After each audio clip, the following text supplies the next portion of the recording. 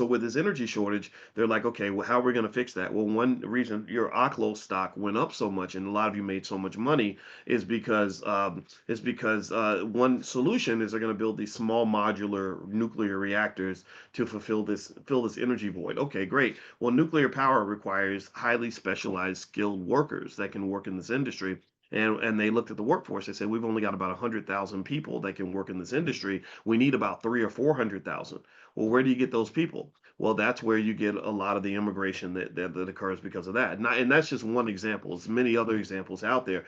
But generally, what's really interesting to me is that America, we do make a lot of investments in a lot of ways. But one thing we really haven't invested in is just educating young people and really getting them ready for the workforce. I think that we've done a terrible job at that. The fact that I can go to, 30 or 40 Chicago public schools and find kids that can't even read at grade level, lots of them, is just scary and despicable. So long story short, this is the double-edged sword of immigration, right? But at the same time, training Americans to do certain jobs is very important for the country because there's some areas that are literally matters of national security. For example, chips, microchips, and all this stuff.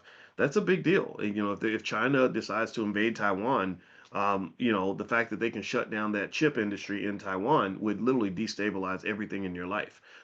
There's so many things that you have as regular household devices and everything from your car to your cell phone that need these chips. And if they're all being made in this little tiny island that could be invaded at any second, that's a national security issue. So that's one of the reasons why you're seeing the government invest so much in Intel because they believe Intel could help solve this problem. They pushed Nvidia to make massive investments in Intel. And if you remember when I was telling you guys a few weeks ago why I wanted to buy Intel stock, and I did, and it's gone up probably about 40% since that time.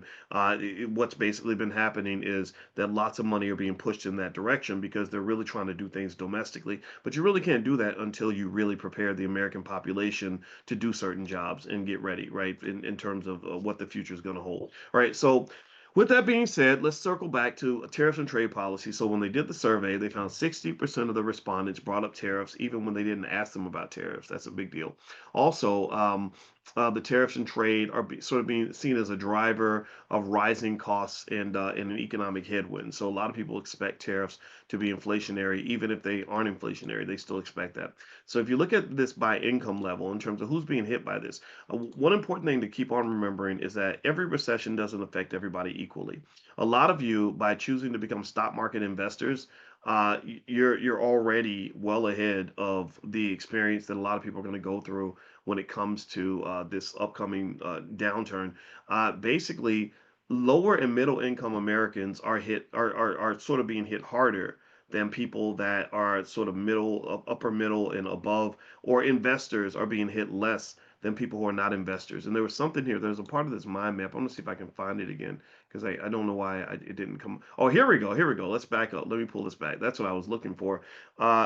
Suggestions for the average consumer. That's what I wanted to pull in here. So let me, come on, come on. I'm clicking you. If I click you, you're supposed to respond. There we go. All right. So suggestions for the average consumer. Let's back up and let's look at this. Okay, in terms of what you can do to kind of prepare for this and sort of think this through a little bit for your family and for yourself. All right. First off, if you go back here, you look at increased worry. What are people worried about? Well, they're worried about the obvious, job security and income, right?